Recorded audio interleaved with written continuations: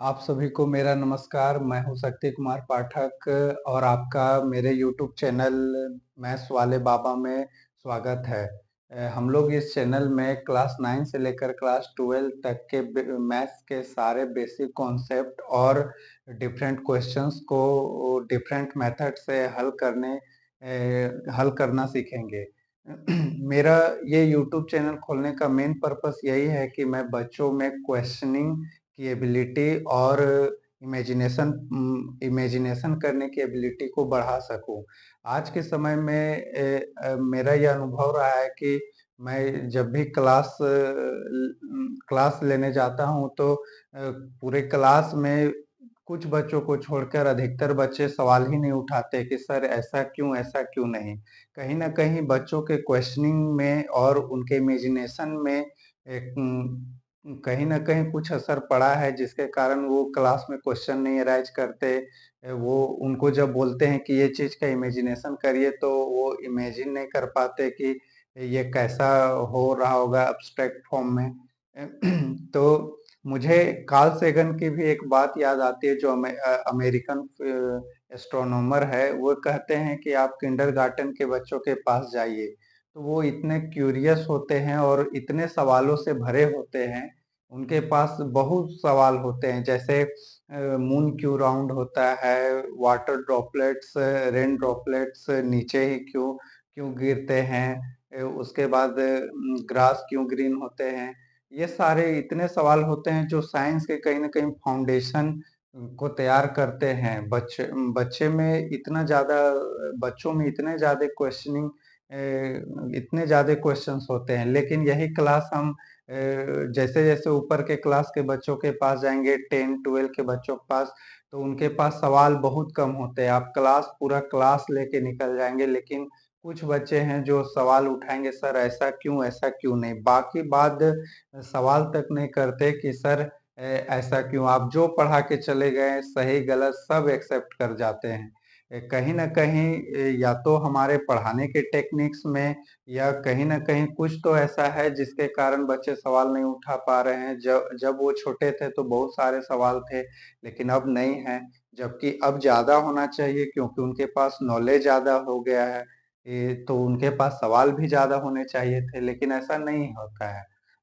तो इस चैनल के माध्यम से हम लोग कैसे क्वेश्चनिंग की एबिलिटी को बढ़ाना है, कैसे इमेजिनेशन पावर को बढ़ाना है, ये सब हम लोग सीखेंगे। साथ ही एक इम्पोर्टेंट बात बताना चाहता हूँ कि आप सही ढंग से पढ़ रहे हैं कि नहीं, इसका कैसे आप मेजरमेंट करेंगे कि आपके पढ़ने का तरीका सही है कि नहीं, या आप जो पढ़ रहे हैं उसका अप्रोच सही है कि नहीं। तो उसका मेजरमेंट मेरे अनुभव में यही आया है कि अगर हम सही ढंग से पढ़ रहे हैं तो उसको मेजर करने का एक टूल है हमारे पास, कि उस टॉपिक से रिलेटेड आपके माइंड में बहुत सारे सवाल उठेंगे। बहुत सारे ऐसे सवाल उठेंगे जो आपको परेशान करेंगे कि ऐसा क्यों नहीं होता है। अगर सवाल नहीं उठ रहा है टॉपिक के पढ़ने के दौरान, तो कहीं न कहीं आपके पढ़ने के अप्रोच में गलती है। कहीं न कहीं आप पढ़ रहे हैं, लेकिन बहुत सारे सवालों को स्किप कर दे रहे हैं, या आप उसको टाल दे रहे हैं कि ठीक है अभी नहीं। तो हम सही ढंग से पढ़ पा रहे हैं या पढ़ रहे हैं कि नहीं, इसका मेजर करने का एक बहुत अच्छा टूल है कि हम लोग के माइंड में किस लेवल के सवाल उठ रहे हैं उस टॉपिक से रिलेटेड। क्या ऐसे सवाल उठ रहे हैं जो हमें परेशान कर रहे हैं, या शिक्षक को देने पे शिक्षक को बहुत मजा आ रहा है। तो अगर सवाल उठ रहे हैं तो समझिए आपका पढ़ने का तरीका सही है, अप्रोच सही है। और अगर नहीं उठ रहे हैं मन में सवाल उस टॉपिक से रिलेटेड, तो कहीं न कहीं आप जो पढ़ रहे हैं वो पढ़ने का तरीका या अप्रोच सही नहीं है। जैसे हम लोग 9-10 क्लास के बच्चों को बहुत सारे चीज़ पढ़ाते हैं मैथ्स में और साइंस में, तब भी उनके मन में सवाल नहीं उठता है। जैसे हम कुछ उदाहरण से बताना चाहेंगे कि कैसे आजकल बच्चों में क्वेश्चनिंग और इमेजिनेशन की एबिलिटी पे असर पड़ा है। जैसे हम लोग 9-10 में हम लोग एक कॉन्सेप्ट पढ़ाते हैं पॉलिनोमियल में। पॉलिनोमियल बहुपद में, बहुपद में एक चीज हम लोग पढ़ाते हैं कि highest power of variable variable को डिग्री ऑफ द पॉलिनोमियल कहते हैं। डिग्री ऑफ द पॉलिनोमियल कहेंगे, पॉलिनोमियल।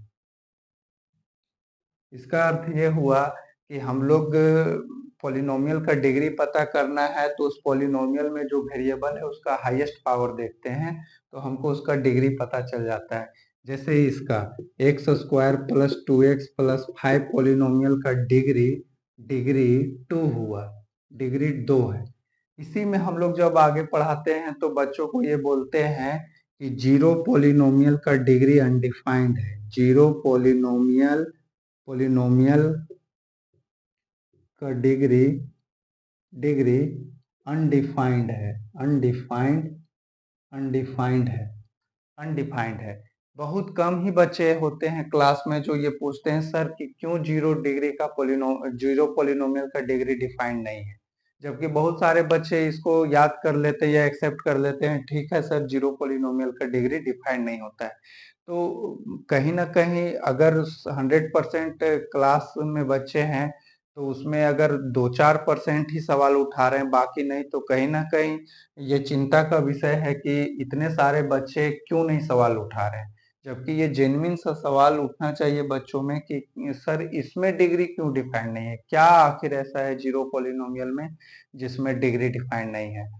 इसी तरह बहुत सारे सवाल हैं, जैसे रूट्स और जीरोज में क्या अंतर है, जीरोज में क्या अंतर है।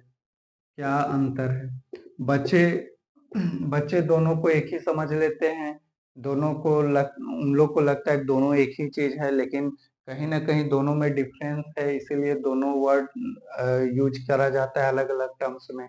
और भी बहुत सारे साइंस के जैसे क्वेश्चन है बच्चे क्लास में नहीं उठाते हैं, जैसे चैप्टर 4 कार्बन एवं उसके यौगिक